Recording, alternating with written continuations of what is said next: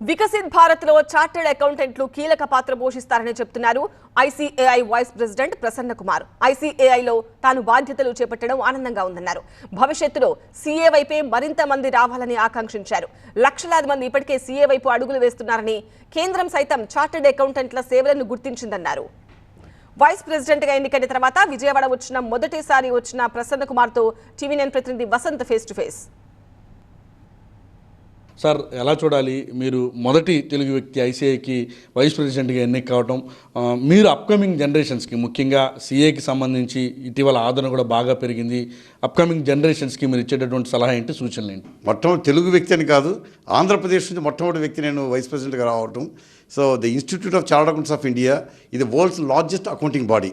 Chartered అకౌంటెంట్స్లో ఇప్పుడు 4 లక్షల పైబడి చార్టర్డ్ అకౌంట్స్ ఉన్నాము.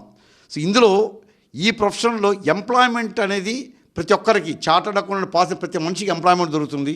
అలాగే వాళ్ళ ప్రాక్టీస్లో కూడా రావచ్చు, అది సెల్ఫ్ ఎంప్లాయ్మెంట్. సో ఈ రెండిట్లో కూడా చాలా గ్రోత్ పొటెన్షియల్ ఉన్నటువంటి ప్రొఫెషన్ ఇది. ఇలాంటి ప్రొఫెషన్ని ఇక్కడే కాకుండా ప్రపంచం మొత్తం మీద కూడా మీరు 47 దేశాల్లో మా శాఖలు ఉన్నాయి. 47 దేశాల్లో, అలాగే 69 ప్లేసెస్లో ఉంది.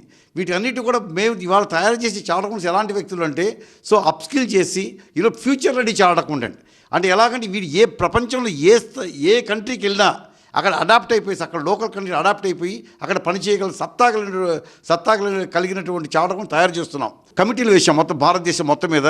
సో ఈ కమిటీలన్నీ కూడా ఆల్రెడీ ఇవాళ ఫామ్ చేసి కూడా చెప్పాము. సో మ్యాక్సిమం 10 డేస్లో ఆ రిపోర్ట్ వస్తుంది. దీని సెంట్రల్లో కూడా డిస్కస్ చేసి we want to present this before the government of India అందు సెలెక్ట్ కమిటీకి. ఈ బిల్లుని సెలెక్ట్ కమిటీకి ఇచ్చారు. మేము సెలెక్టెడ్ మెంబర్స్ అందరూ కలిసాము. వాళ్ళు మంచి ప్రజెంటేషన్ ఇచ్చి ఇప్పుడు ఉన్నట్టు వాళ్ళు 539 క్లాసులు తీసుకొస్తే ఇంకా ఒక 90 క్లాసులు తగ్గించడానికి అవకాశం ఉంది. దాన్ని కూడా మేము చాలా రీసెర్చ్ చేస్తున్నాం. దాని మీద ఇంకా సింప్లిఫికేషన్ ఇంకో లాంగ్వేజ్ కూడా దాని ప్రయత్నం చేస్తున్నాము. అది కూడా మేము ఈ సెలెక్ట్ కమిటీకి ప్రజెంట్ చేస్తాము. ఆల్రెడీ సెలెక్ట్ కమిటీ 5 మెంబర్స్ కూడా ఒక అపెక్స్ కమిటీ పెడితే సెంట్రల్ బోర్డ్ ఆఫ్ డైరెక్ట్ ట్యాక్సెస్కి వాళ్ళు కూడా మేము నామినేటింగ్ చేయడం జరిగింది. లిటిగేషన్ కూడా ఇప్పుడున్న బిల్లు ఇంకా కూడా లిటిగేషన్ కొంత స్కోప్ ఉంది.